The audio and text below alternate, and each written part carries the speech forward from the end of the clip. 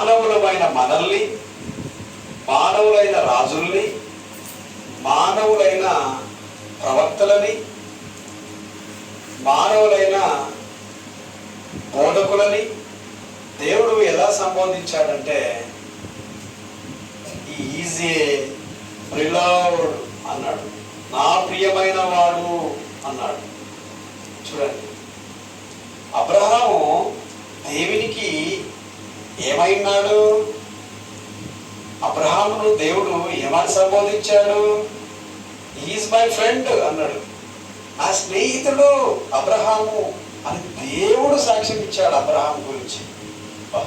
అతడు అబ్రహాము అంటే విశ్వాసులకు తండ్రి.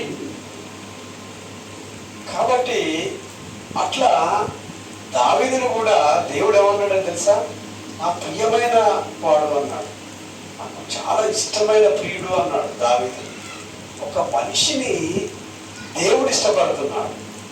ఈ రోజున మనుషులు ఇష్టపడడం లేదండి. ఏమండి, మనుషులు ఇష్టపడడం లేదు. కానీ దేవుడు ఏం చేశాడంటే అబ్రహామును పిలిచాడు. దేవుడు పిలిచి ఆయన కొన్ని వాగ్దానాలను ఇచ్చాడు, కొంత ప్రామిస్ చేశాడు. ప్రామిస్ అంటే నేను మీకు ఏదో ఇస్తాను అని చెప్పడం, దాన్ని వాగ్దానము అంటారు. కనుక ప్రియులారా, ఈ దినాలలో న్యూమరాలజిస్ట్ ఉన్నారు, గైనకాలజిస్ట్ ఉన్నారు, తర్వాత సైకాలజిస్ట్ ఉన్నారు, తర్వాత ఇట్లా అనేకమైన ఒక మానవుని కనుక్కోవడానికి వారు ఒక తత్వవేత్తలుగా ఉన్నారు.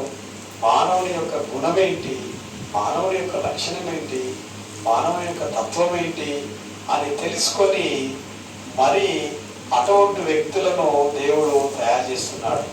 ఈరోజు నన్ను కూడా, నేను కూడా ఒక వ్యక్తిని చూసిందంటే ఆమె జీవితం మొత్తం చెప్పేస్తాను, ఆమె మొత్తం జీవితము చెప్పేస్తాను. ఒక వ్యక్తి ఎట్లా ఉంటాడో వాడి గురించి నాకు మొత్తం తెలుస్తుంది. ఓకే, తెలుస్తుంది. కానీ ఇక్కడ ఒక క్రిస్టాలజీ గురించి మనము చెప్పుకోవచ్చు.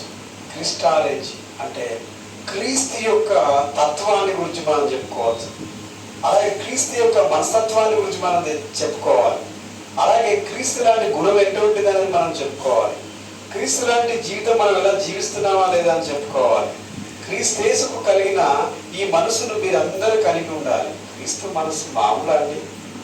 ఆయన సెన్స్, ఆయన హార్ట్ అనేది, ఆయన తత్వం అనేది ఈ లోకంలో ఎవరికీ లేదండి. కాబట్టి ప్రియులారా, promise of the blessing Christology అంటే ఈ ప్రామిస్ ఆఫ్ ద బ్లెస్సింగ్ అంటే వాగ్దానం చేశాడు. అబ్రహాముతో మొట్టమొదటిగా వాగ్దానం చేసినట్లుగా మనం బైబిల్ గ్రంథంలో చూస్తాము. ఆదికాండము 12వ అధ్యాయంలో చూసినట్లయితే, ఆదికాండము 12వ అధ్యాయంలో చూస్తే మనకు 2 విషయాలు ఆడ కనబడతాయి. ఏంటంటే చూడండి, bless to the be a blessing.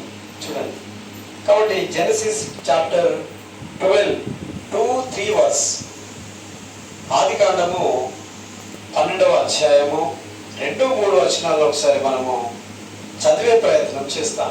తండ్రి అయిన దేవుడు అబ్రహాముతోని ఏం చెప్తున్నాడంటే, నిన్ను గొప్ప జనముగా చేసి నిన్ను ఆశీర్వదించి నీ నామము గొప్ప చేయుదును. చాలండి. చూడండి, అబ్రహాముతో చేసిన ప్రామిస్ చూడండి, ప్రామిస్ ఆఫ్ ద బ్లెస్సింగ్. చూడండి, అబ్రహాముతో చేసిన ఒక బ్లెస్సింగ్ అనేది ఎలాగుందంటే చూడండి, అబ్రహామును పిలిచాడు, ఆయన్ని ఆశీర్వదించాడు, నీ నామము గొప్ప చేయుదును అంటున్నాడు, నిన్ను అనేక జనములకు తండ్రిగా చేస్తున్నాడు అంటున్నాడు.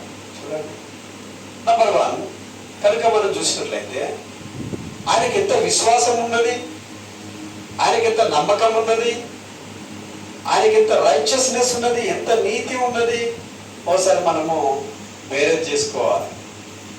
అర్థమవుతుందా? కాబట్టి ఇక్కడ ఇంకా